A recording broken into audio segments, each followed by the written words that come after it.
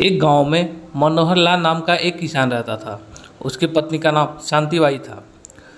मनोहर लाल की दो बेटियां चिंकी और मिंकी, दोनों की वह पहले ही शादी कर चुका था। मनोहर लाल के पास एक छोटा सा खेत था जिसमें वह पूरे दिन खेती करके अपना दाम्पत्य जीवन अच्छे से व्यतीत कर रहा था। एक बार मनोहर लाल और उसकी पत्नी घर पर बैठ के बात ही कर रहे थे। तभी उसकी पत्नी बोली, श्रावण का महीना चल रहा है, अच्छा होता दोनों बेटियों के यहाँ घूम के आ जाते।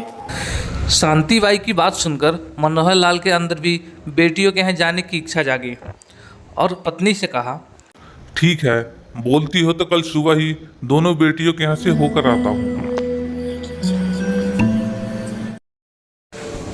अगले दिन सुबह मनोहर लाल पहले अपनी बड़ी बेटी के यहाँ गया।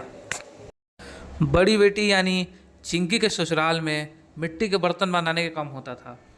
चिंकी ने पिताजी को अंदर बुलाया और नमस्कार किया और कहा, पिताजी, इस वक्त हमने बहुत सारा मिट्टी का बर्तन बनाया है, तो प्लीज़ आप भगवान से प्रार्थना करें कि इस टाइम बारिश ना हो, ताकि हमारा सारा मिट्टी का बर्तन बिक जाए और हमें कोई नुकसान ना हो। मनोहर लाल हामी भर के बिना कुछ बोले छोटी बेटी के यहाँ निकल गया। छोटी बेटी यानी मिंकी के ससुराल वाले भी किसान थे। मिंकी ने पिताजी को अंदर बुलाया और नमस्कार किया और कहा, पिताजी, इस टाइम हमारे खेत में बहुत सारा धान बोआ गया है, तो आप भगवान से प्रार्थना करें कि इस टाइम खूब बारिश हो, ताकि हमारे धान का फसल नुकसान ना हो और अच्छी फसल हो। दोनों बेटियों की बात सुनकर मनोहर लाल बहुत चिंतित रहने लगा था। अगर बड़ी बेटी के लिए प्रार्थना करता तो छोटी बेटी का नुकसान, और छोटी बेटी के लिए प्रार्थना करता तो बड़ी बेटी का नुकसान। वह सोच ही रहा था, तभी उसके मन में एक आइडिया आया।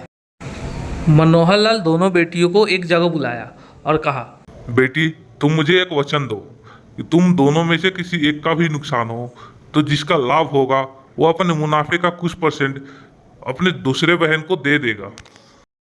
चिंकी और मिंकी अपने पिताजी की बात समझ गई और अपने लाभ का कुछ % देने के लिए तैयार हो गई। अगले कुछ दिनों में खूब जमकर बारिश हुई और छोटी बहन ने अपने वादे के मुताबिक बड़ी बहन को अपने लाभ का कुछ % दे दिया। इस प्रकार मनोहर लाल ने अपने दोनों बेटियों को नुकसान भी नहीं होने दिया और वचन जैसे धर्म संकट से भी बच गया।